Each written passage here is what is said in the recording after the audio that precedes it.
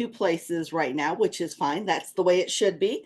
So hopefully you do use that chat box like Bill was saying. And thank you, Bill, for the wonderful introduction. I love working with SCORE anytime that we can get together because I know how much it means to small businesses growing up in a business incubator and getting the value of OPE, other people's experience. So everybody do find that chat box. That's the most important thing for you to find because I do keep every session highly interactive to the people in the room, which is you.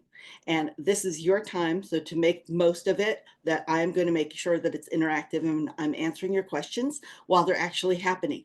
Now, do know that if it's a long question, so if it takes a whole sentence to write it, that takes about a minute for me to read it.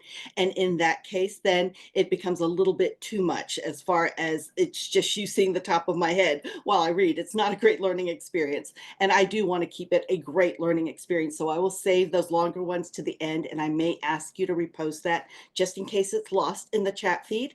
Know that again, I am not ignoring you. I'm just wanting to be also mindful and respectful of everyone's time and then also a great learning experience. Okay. All right, everybody. I am going to go ahead. Also, I know Bill's recording. I am too. I want to make sure that you get a copy of today's slides, right? So that you have the slides in the PDF right with you because some of you want to follow along. Maybe you're on your mobile phone and it's hard to see things, especially if you're seeing me in a little box and then me as well here. I'm going to bring up the presentation, but then I'm also going to show you where you can get a copy of today's slides. Now, understand that what you're seeing in front of you is a copy of today's slides that you can download right now while we are in session. So don't just click on it, but you do need to download it. All right, that's the most important thing that you'll need to do there because once the session is over, it won't be available anymore at this link. It's only while we're live. So at the top of the hour, it won't be available, but it will be emailed to you. So do know that myself and SCORE actually email it to you. So you're not going to lose out, but sometimes you just want the handout already. It's a 3-page handout with so many great resources, as well as a PDF of all the slides that are there. All right. Everybody's being really quiet in the chat box. So I just want to make sure that you can hear me okay. If you could let me know in the chat, I would love that just to make sure everything's coming across well.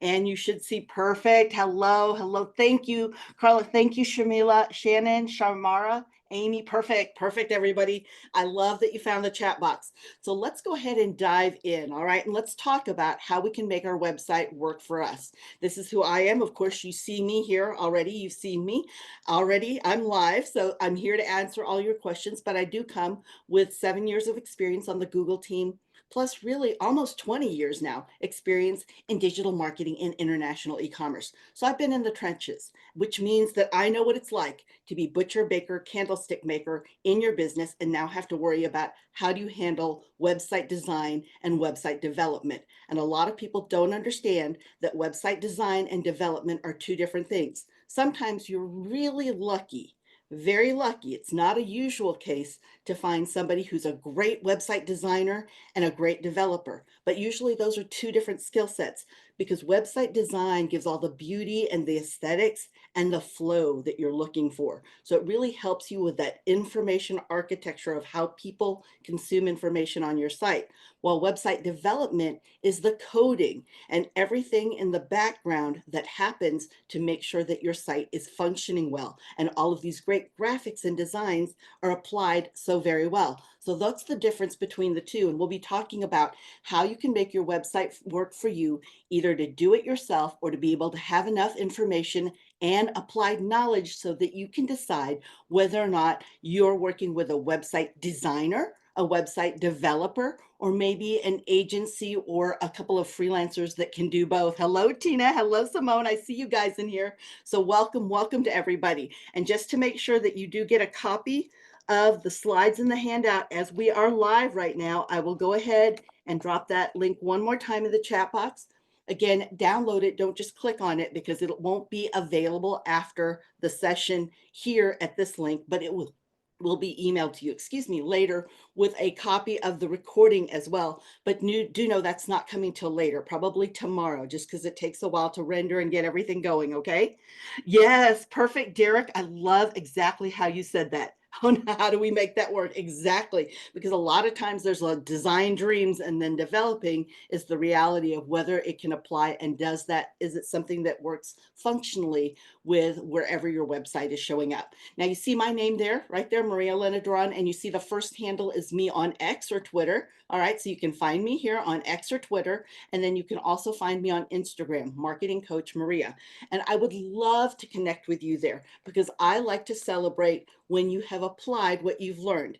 Today can either be great edutainment and something that you think, ah, that's great facts, but or it could be something that is an investment of your time and you truly are applying what you've learned, because knowledge is not powerful until it's applied. So let's go ahead and dive in, right? Are the slides faint? Sorry about that, everybody. They may look faint. Take a look at your settings too. I'm getting a little bit of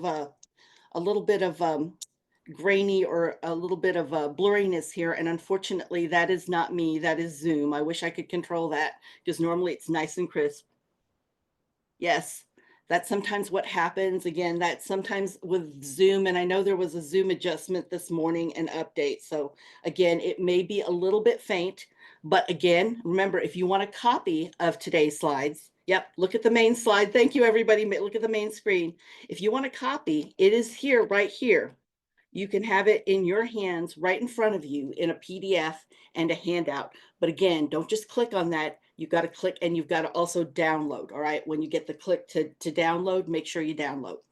So we know that people are online, right? They are online when they're looking.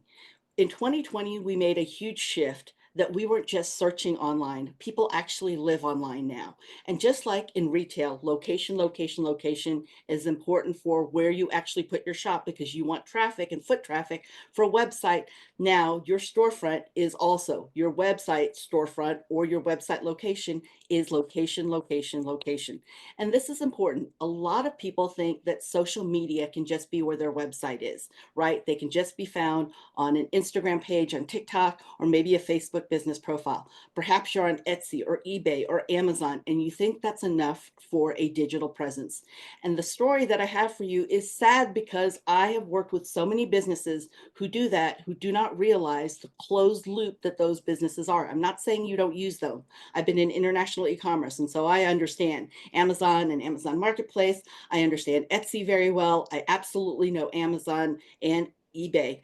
But when you look at those are closed loops, and you don't actually see or get to know who your customers are. It becomes a very focused strategy on how you can acquire customer information by them self-disclosing. So your website is a digital property you can own.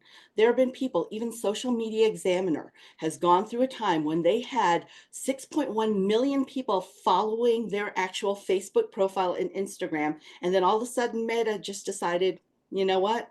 We're going to unpublish you because we think you did something wrong. They ended up not doing something wrong at all. It was a bot that had given a wrong and glitchy answer, but still kept them for 27 days out of visibility, because when social media goes down, it is out of visibility and you have no control. If you've ever been in that experience, how easy is it to reach a social media rep, right? All right. So what you can do, and when we're talking about web design, are a lot of times people focus on different things. Most of the focus happens to be on these items on the left: graphics, colors, and fonts. That's what people think are web design alone. But it's actually all of these components. Functionality, how well does it work for people who are actually needing your information and wanting to consume the information and find it? Do you make it easy for people to find information? Because that's our job, for us to be experts in our customers and understand how they actually go through their decision journey and what information that they need and where they are on their consumer awareness of our problem, service, or solution. It's on us to be able to know that, so our message and the functionality of our site all flows with the information that they need. It's also having to do with layout as well, right? So layout as well, or content too. So perfect. Okay, I see some people are having the button in the upper right, swap shared screen with the video. Perfect. Okay, everybody good. Kim, thank you. Perfect, everybody. Thank you, Bill. I see everybody. to the meeting tab. Perfect. Everybody, thank you, Dylan. Thank you for helping everybody with that. All right. Thank you, everybody. Go to, yes, go to the meeting tab. Perfect, everybody. Yes, there you go, Derek. Yep, I think Zoom did an update, so it may be doing that as well. All right. Let's take a look at that, everybody. All right. A website needs to be goal oriented. All right. So it needs to be goal oriented. Thank you, Derek. Thank you so much for helping. Your website also needs to be search friendly and convenient, organized, and trustworthy. This is our digital presence. So that's why it's so very important for us to know exactly what's showing up and how it's showing up. Okay. Can fix it at this point, but downloading slides, they were nice and clear. Perfect, Tracy, thank you. Right, I think it is a Zoom issue, and unfortunately, I did see the notification that Zoom did an update. We did update right beforehand, just so you guys know. We did update, but unfortunately, we can't control Zoom, nor can I control the internet, just getting that right up front. So we are gonna make do with what we have here, but I do know that the recording will be nice and crisp and clear as well, because it's recording actually from my device. It's not recording from Zoom. Okay, just so you guys know that. So do make sure you get a copy of the slides and handout, just like Tracy was saying. Right? Well, Zoom added a lot of AI stuff too, Michael. So we can't control that, right? All right, everybody. So a great website needs to be all of that. So as the great website is goal oriented, let's talk about the goals of your website. Why does your website exist? Let me know in the chat box. Is it any of these 6 items? Why do you have a website? I'd love to hear and to know. My earplugs aren't working. I'm sorry. Okay, make sure you're on mute because we are recording it. All right, we've got gain new clients. Perfect. Sales, generate leads and awareness, make sales, and make our products well known.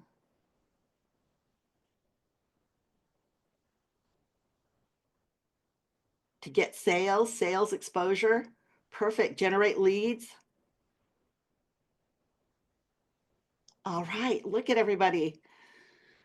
So it's important, and I slow down here because this is where, whoop, there we go. This is where people actually have some issues, is because they try to be everything to everybody. And you know how the saying goes, that you can't do that. When you try to be everything to everybody, you dilute your message.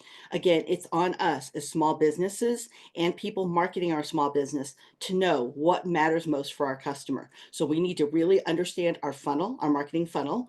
Are we stuck, or where are our business actually flowing in awareness, consideration, conversion, and actual loyalty? That's what a marketing funnel looks like, with awareness being first, because people don't know you exist.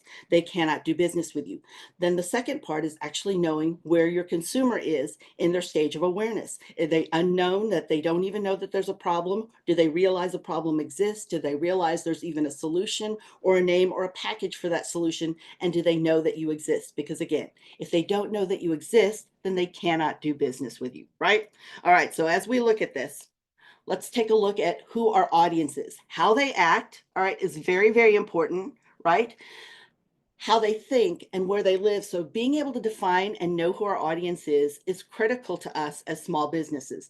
Now, this is also where a lot of small businesses struggle, because they want to be available to anybody, everybody, and somebody. However, when you do that, then all you get is their second cousin, nobody. You've diluted that message too much. Just for example, let's say I'm not aware of your business.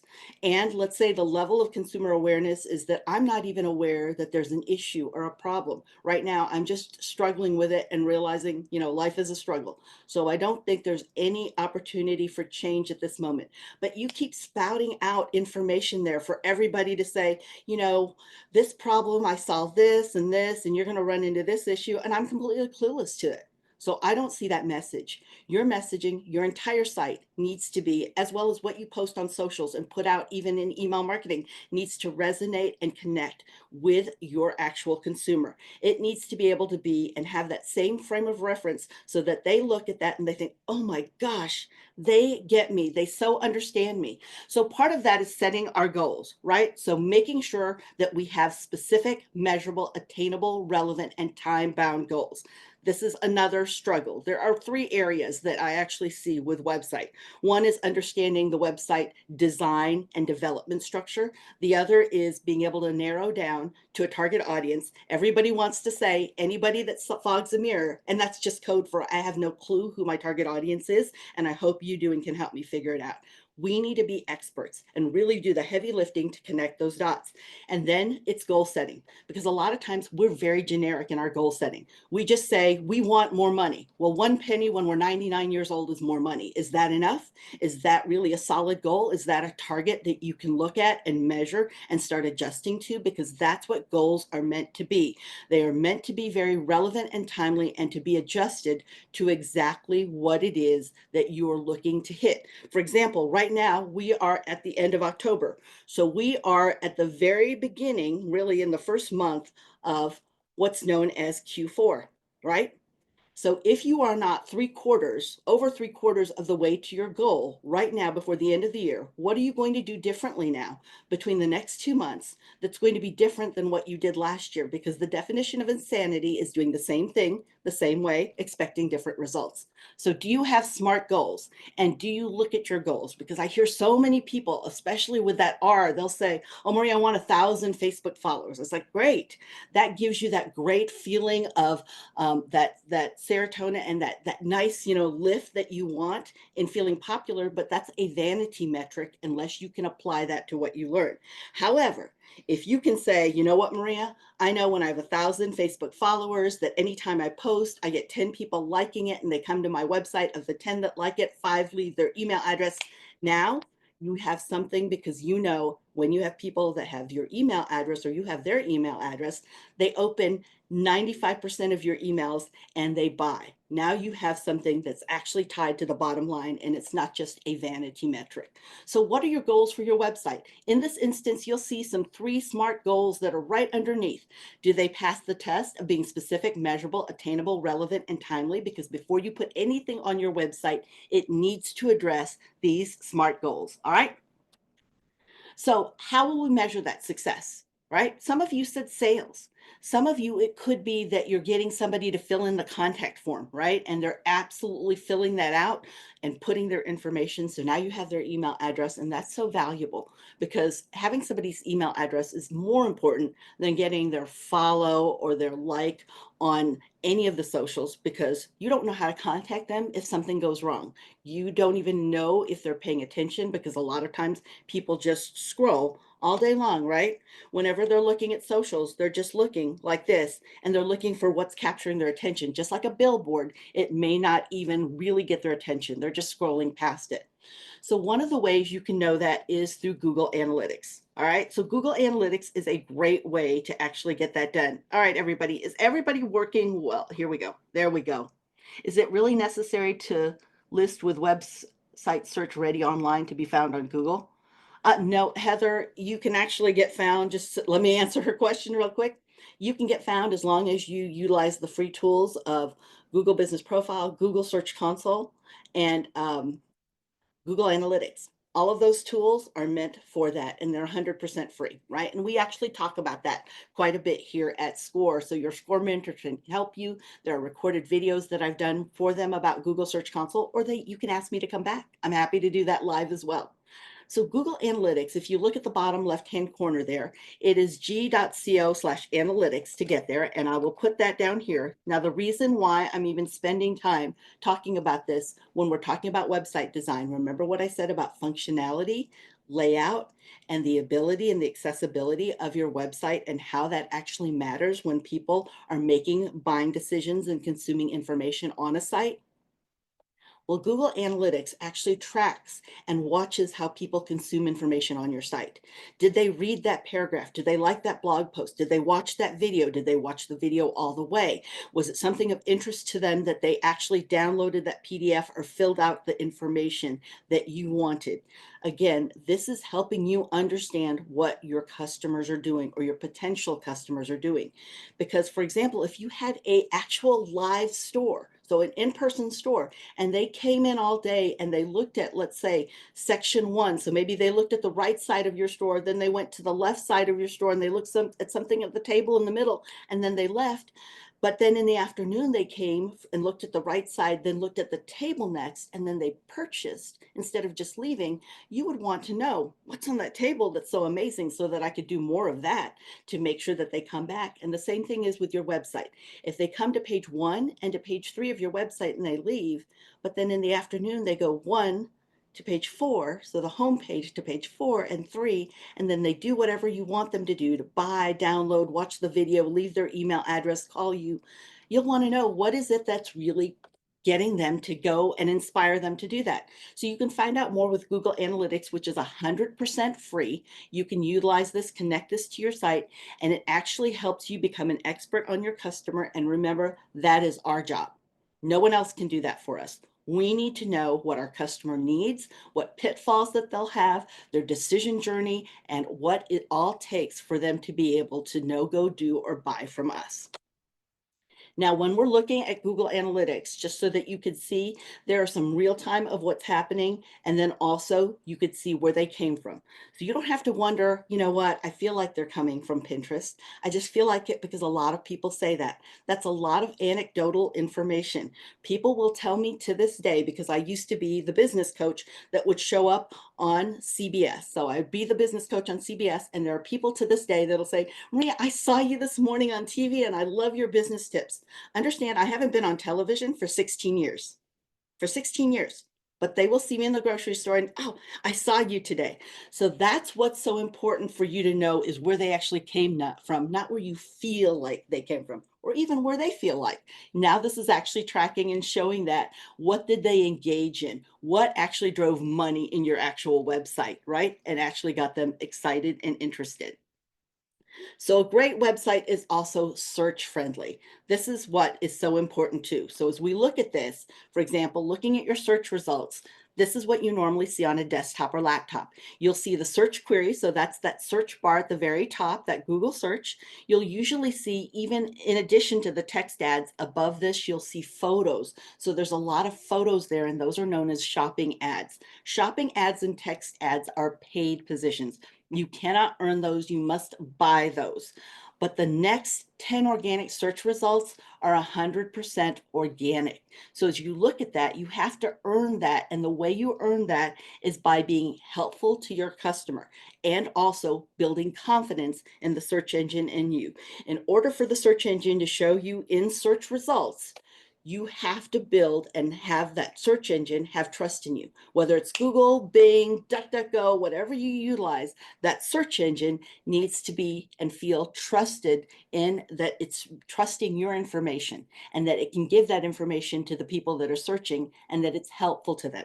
Now you'll see on that right-hand side, you see the Google Business Profile. Can everybody see that? I know that some had said at the very beginning that it was coming across blurry, and I apologize for that. Again, if you want a copy of today's slides, again, if you just came in, because I did see some people come in, you can get it here, and just make sure that you do download it. Don't just click on it, because it won't be available after our session is done. But there's a copy of slides and a great 3-page handout that's covering all of the different websites that I'm talking about and the tools that you actually have. So it's all of the different tools. Yep, perfect. Thank you, Christy.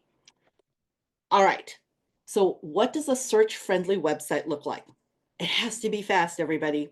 We are all time-strapped people. Well, that's how you build trust, Carla. That's what I'm going through, is how do you build trust? Because number one, the search engine does not trust a slow-loading site. Why? Because it's not helpful to people. Because we as humans are that fast-paced. When we see something on our mobile device and we're scrolling and it takes too long for it to load, we are out of there. We're on to the next one. What does too long to load look like? If it takes longer than 1.2 seconds, 1.2 seconds to load on a mobile device, that is too long. Now, if you're an e-commerce store, we're a little bit giving. If it loads in 1.8 seconds or less, then we'll stay with an e-commerce store. So you could have hundreds upon thousands of stores, photos, and ways that we can shop you. But if it doesn't load in 1.8 seconds in this mobile device, then we leave. Understand that we all go to mobile. 84% of us go here first. And we don't just, remember, search online. We live online. We're looking at this constantly. I will see people that will leave their wallets, their purses at home. And they're just like, oh my gosh, I'm struggling today. So it's everything that they've left there.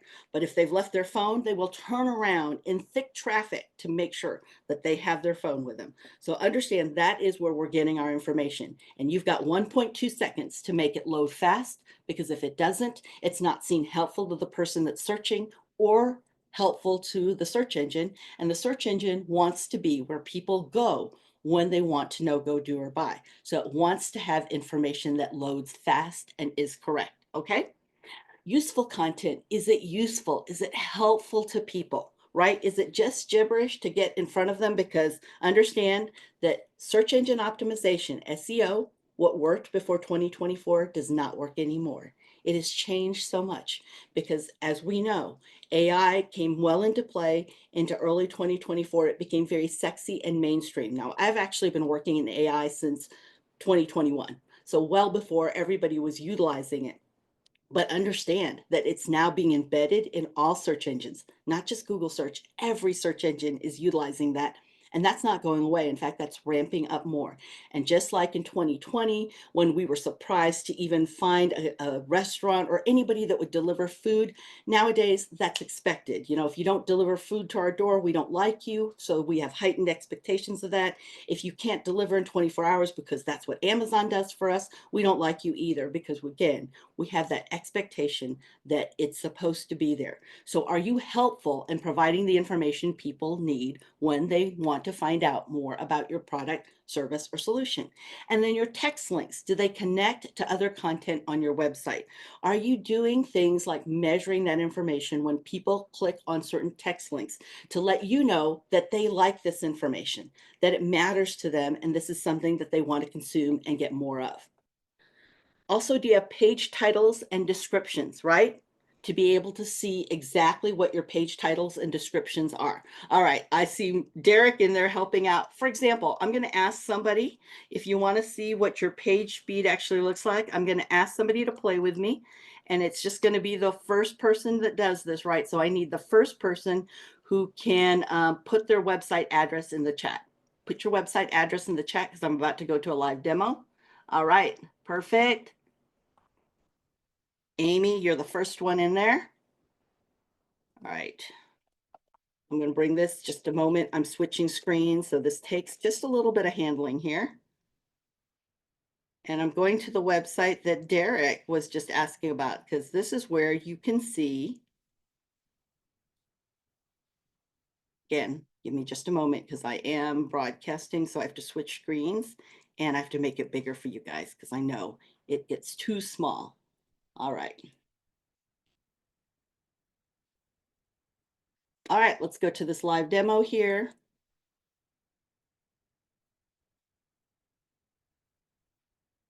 Now it's going to take a little bit while we do that.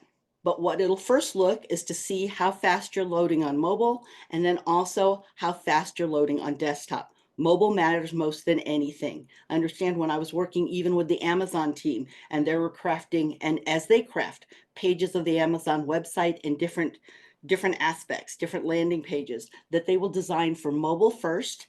And if they have additional time and resources, they will build for desktop, but not beforehand. All right, so some of the things here, see that you're looking, your page speed is running really slow. The biggest culprit right here is that there are some large graphics. A lot of people do this. They put graphics that'll look great in a publication like a magazine, a newsletter, maybe even a handout or a flyer, but it's not great for mobile because remember, we're on a mobile device. 84% of us go here first when we want to know, go, do, or buy a mobile device.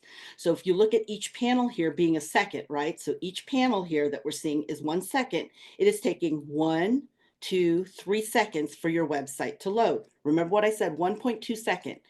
If you don't load in 1.2 seconds, then you will lose over half of your traffic. So let's say you're working really hard, posting on Facebook, and you get 5 people, 10 people, let's say 10 people to click through, but it takes this long for your website to load. So that means in that first 1.2 seconds, all those 10 will go down to 5. 5 will give up. After that, you'll lose another 10% for every second over. So we lost 5, now we're going to lose 1 more. So we might here, when we get to panel 3, have 4 or 3 people that see what we're doing. If you're paying for ads and you have this kind of site speed, then this is really working against you, and you're paying the most you can for ads too, by the way. But what the goal is, you need to get to 80. That's the goal, minimum. A lot of people shoot for 95 or 98 because that really builds trust with the search engine. But at 37, it's tough to build trust. 64 is better on desktop. But again, mobile's where people go. So desktop is just a secondary, right? So you could take a look here, and this is free to use, like Derek had dropped there, just to show you. You can look here and see exactly what's slowing it down. All right. I can actually go into more details of that on different one-on-ones that I actually do. But right now, no, we're not going to print. Really, there we go. Right now, we're going to go through and talk about information architecture and pages and descriptions. The reason we're going to talk about that is, remember, we are building trust with the search engine. The search engine needs to be able to see what is it that we do, who do we serve, and what information do we have that's helpful. It gives a lot of weight to page titles and descriptions because that really helps the search engine as it's searching through and trying to find helpful information. Does this match what the person is searching for? Relevance is number 1 in Google's algorithm. Google's algorithm is built on 3 pillars. You know, everybody wants to know the secret sauce of the algorithm. So understand that it is 3 pillars there that actually happen, and each pillar has about 1,000 different factors. But number 1 is relevance. How well do you match what people are searching for? So let's say you are an overhead door company and all your pages and titles say, we are the most amazing overhead door company in Southeast Indiana or in Greenwood. We're the most important, we're the best overhead door company. But what I'm searching for when I go to Google, or when I go to Google Gemini or ChatGPT search or Perplexity, is I say, I need to fix my garage. How well does I need to fix my garage match? We're the best overhead door company in Greenwood, Indiana. It doesn't.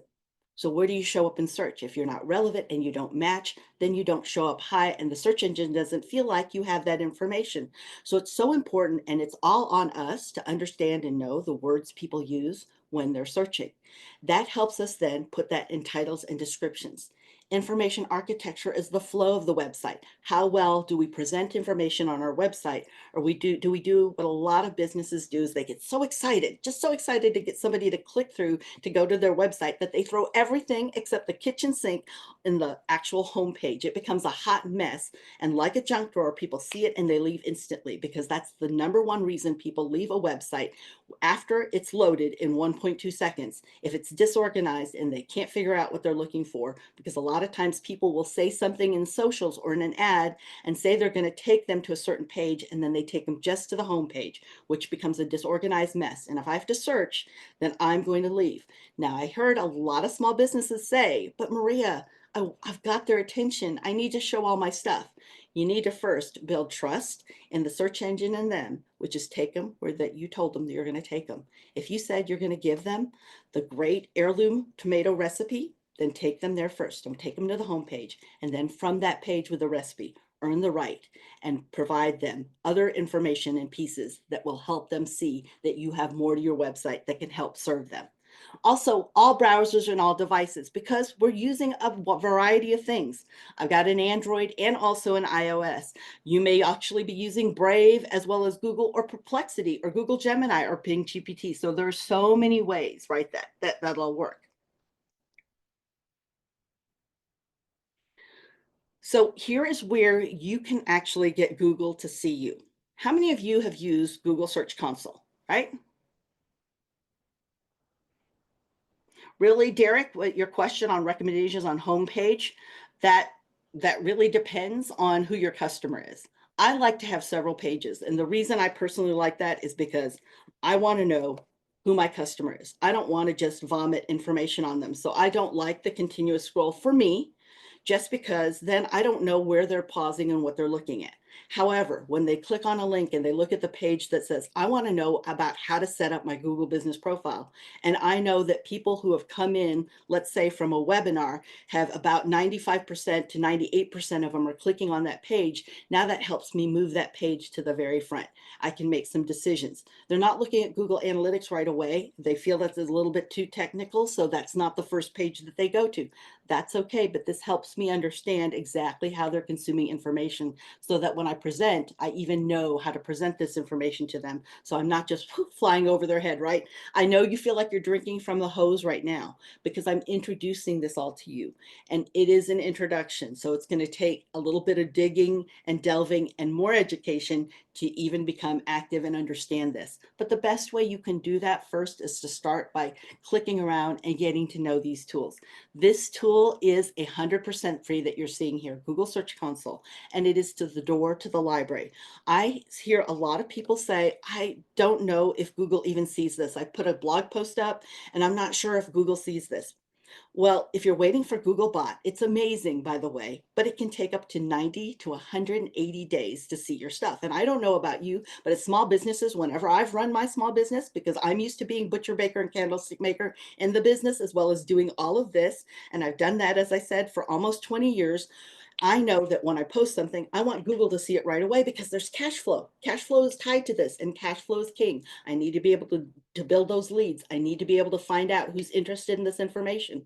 So I don't want to just hope that Google's going to find me, that that amazing Google bot's going to find me, because while hope is wonderful to have, it is definitely a poor strategy. So what I use is this. This is the door to Google's library. It's 100% free.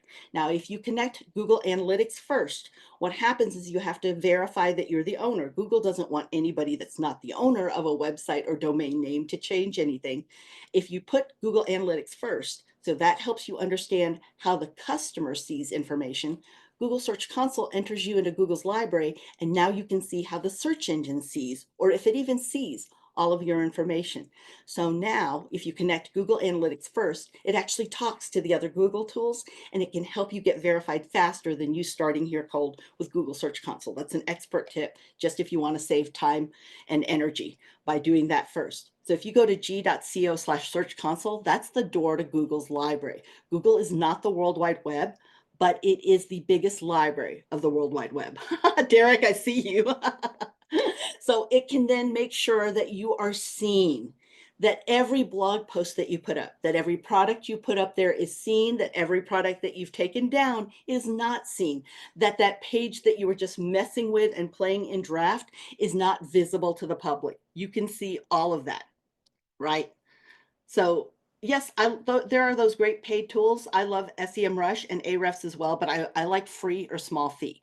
And so I like to use Google's free tools because Google has a free keyword planner with Google Ads. You don't even have to run ads, and then you've got Google Trends. So I like to use those free tools first. You'll find I am a bootstrap marketer, guys. So I am about free or small fee until you get more profit that you think that you may need other tools. But I start with those first so you can get in front of your customer and get found fast, which is so important. All right.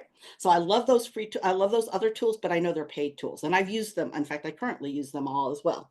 So as you look at your Google Search Console, now you can start getting seen by the search engine, and you can also see what pages are not seen. So let's do that real quick. Again, I'm going to ask somebody to be my guinea pig and just drop your website in the chat box real quick. All right. Oops. Me. Oh, I lost you. There you go. Oops. Keeps moving on me, Maggie. I'm trying to get you. I see Maggie was the first one. All right. Again, I am going to go to a live demo. All right. Hold on here, Maggie. I got to make it a little bit bigger and then I'll switch screens. All right. There we go. All right, we're here at a live demo. I am in Google Chrome. So Google Chrome is a browser, but it is not just a browser. It is a great tool for people marketing. So you can only do this in Google Chrome. What I'll do here is I'm going to put the word site, S-I-T-E. I know that's super small. I can't make that bigger, but it's S-I-T-E and then colon. That's the two periods on top of each other. So not the period and comma, the two periods. So that's colon. And then I'm going to put Maggie's website name, but I'm going to take away the www the backslash, and the HTTPS, because I don't need that. And I'm just going to leave the bekindling.com. All right, so this is showing me every page that Google sees of your website. Now, if you have more pages than this, then Google's not seeing it. So I like to look at this to see what does Google see. You can also see that in your Google Search Console. I also like to see this for naming structure, because sometimes people will name things different things and they change it. You know, we change with the wind sometimes, and we don't keep consistency and understand that consistency is what builds trust in the search engine as well as the person who's searching, right? They're looking for that consistency. You can also identify if there are some pages that are not showing up that should, or that are showing up and you never meant for them to be public facing. So it could be, sometimes I'll see people, for example, all right, so that's, see, those are the pages. You can count those out. We don't keep count of those anymore, but you can count them out to see if they match how many pages of your site. But some people will call it like bekindling, and then they'll put a line here, Maggie, and then they'll put homepage, and then they'll say bekindling shop eco-friendly. Then they'll say bekindling. So you see in the naming structure, they're actually using their name at the very beginning, or like you've done here, some people use it at the very end. But again, they do the consistency of that. So it could be home slash or home dash bekindling. Then it could be shop eco-friendly fire starters dash bekindling. Get in contact with us dash bekindling. Again, that's all helping the search engine build actual trust in you, and that's how it actually shows up your information higher in search. So that's how you build search, you build trust, Carla. That's one of the aspects of that. All right. So if you go to g.co/search console, that's how you can get there. Looks like all of them. Good, Maggie. Awesome. That's what you want to see. And I'm surprised sometimes some people are surprised, not me surprised, but I always love when people see, oh, you know what? This wasn't supposed to be public facing anymore, because sometimes that happens too, especially if they've got a page on draft. But there again, this is the door to Google's library, and it's 100% free to use. So I'm going to drop that URL that you see up there in the search, actually in the chat box. Okay. A great website also needs to be convenient, everybody. So when we say responsive design, what that means is if I'm on my mobile device, and depending on the device, I could be here, I could be starting here in the kiddos line, dropping off the kiddos. Then I go to the cafe, I throw it over to my tablet or my laptop. Then I get to the office, I throw it back to my desktop. Then when I get home, I throw it to my smart TV. So it's adjusting each and every time. You know that your site is not mobile responsive if you have to pinch and zoom or swipe side to side to finish a sentence, to be able to read it. And understand that there is nothing, not a world of things that you can pay or that you can do to your website to get to the top of Google search if you are not mobile responsive. Google puts such value of that in the algorithm that if you don't have a mobile responsive site, then you're penalized. And there is no way, again, no amount of money, no great search engine company that can help you get there, because there is no way that you can get to the top of Google search. You are penalized too heavily if you don't have that and you don't have a secure site. So if you don't have the HTTPS, S means that you have a secure site, then there is nothing that you can do to be able to show up first in Google search. And understand that we as people, the halo effect that we give to companies that show up in the first page, the first 10 searches, so those are the first 2 swipes when I swipe up. If you show in those first 10 searches, we see you as an expert in what you do. And we don't feel like you went out of business in 2020. We think you are relevant, and it doesn't matter our budget. We all want to work with experts who are timely in what they're doing. So you want to make sure that payment processing is easy, and that also you provide them personalized recommendations. There is that heightened expectation because of AI that people want it to know exactly what they're looking for and to be able to hone some of the decisions against the many thousands of websites they can look at. Also, do you make it just convenient for them to buy from you all day long? We want to make it easy for us, for people to buy from us. And you hear me say buy because I come from an e-commerce background, but I also work with nonprofits where buy means it's those friend raisers, those volunteers, those donors that you get. And I also work with companies that are building their brand and building employee teams. So they want to make sure that their brand and their culture is coming across. So understand that buy also means how you consume information. Are they filling out the contact form? Are they downloading that PDF?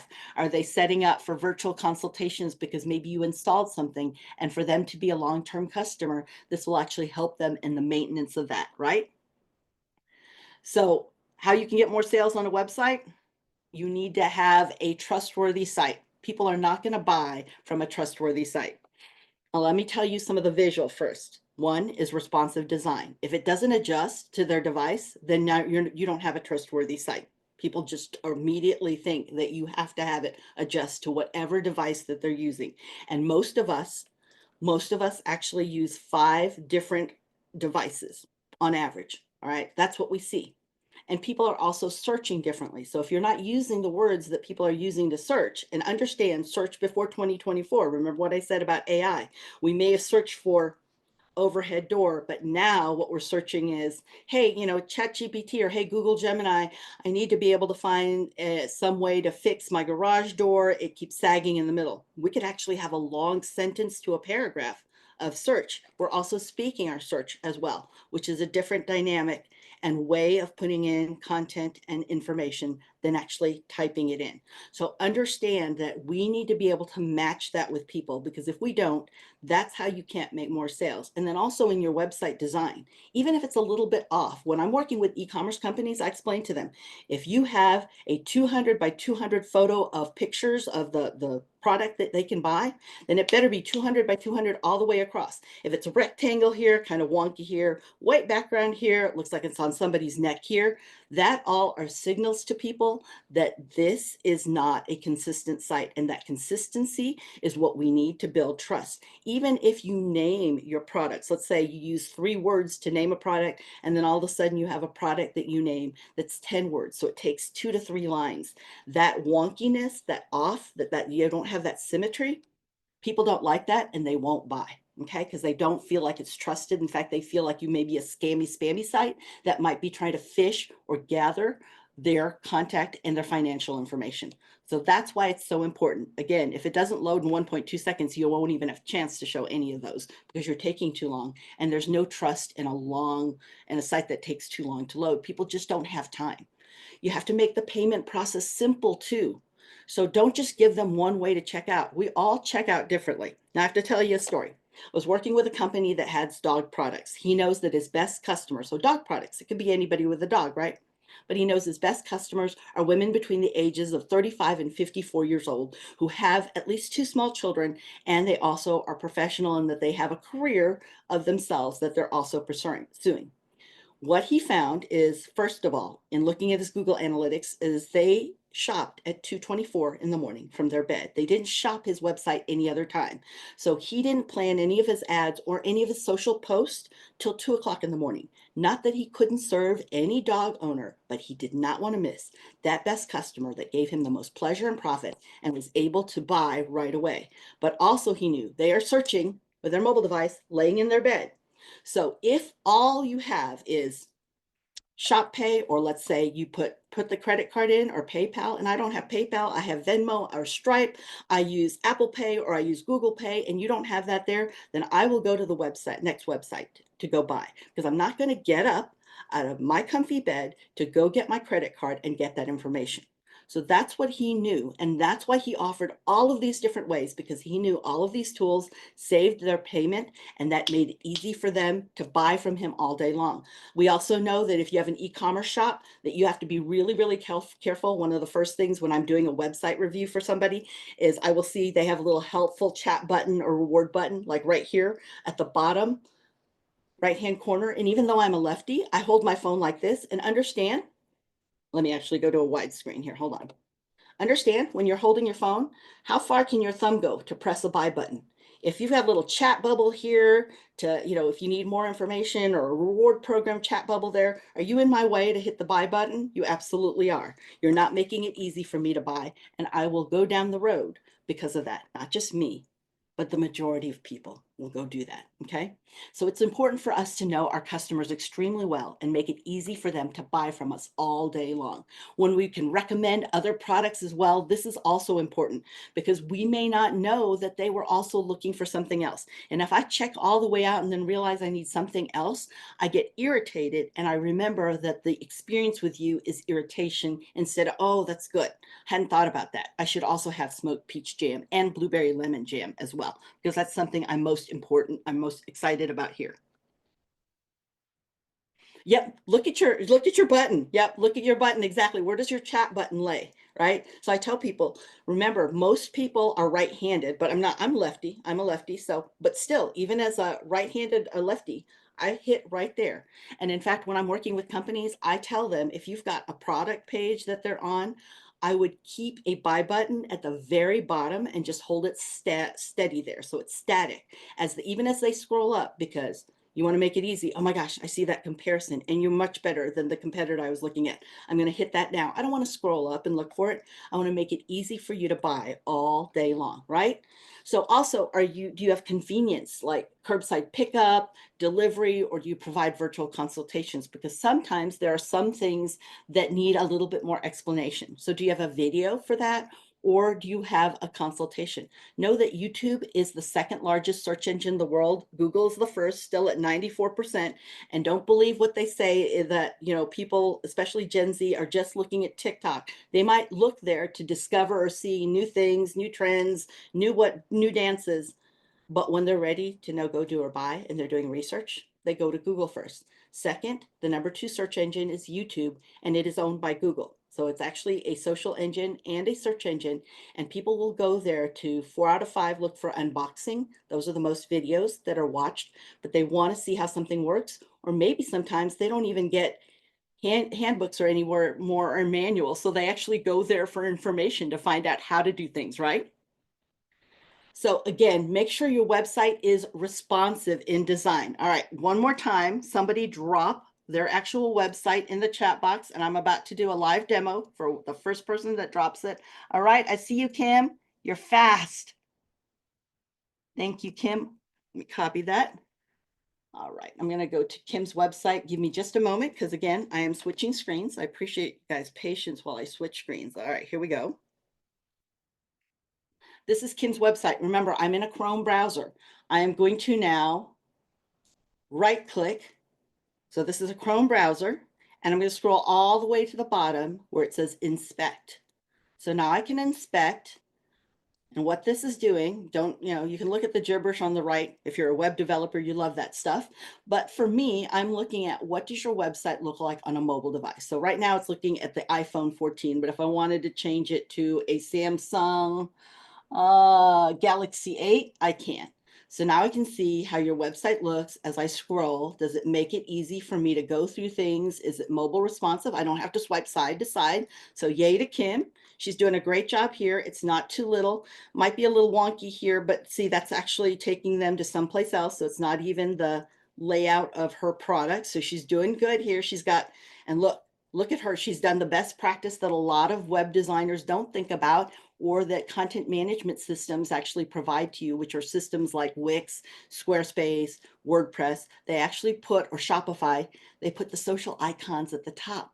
You don't want them there. You work really hard to get them to your site. Of course, you want them there for social proof, but put them at the bottom, because everything here that you want to capture their attention, you want to take them deeper in, not they take them off your site. So I see a lot of people that put their social icons up here. That's not where they belong. She's got a hamburger menu. So that's the 3-line menu. Just looks like a little mini hamburger there. And it comes here and it opens up to show exactly what she has on her website. Well done. Well done, Kim. All right. So that's what it looks like on a mobile. And then I can expand it out and see what it looks like on a desktop, right?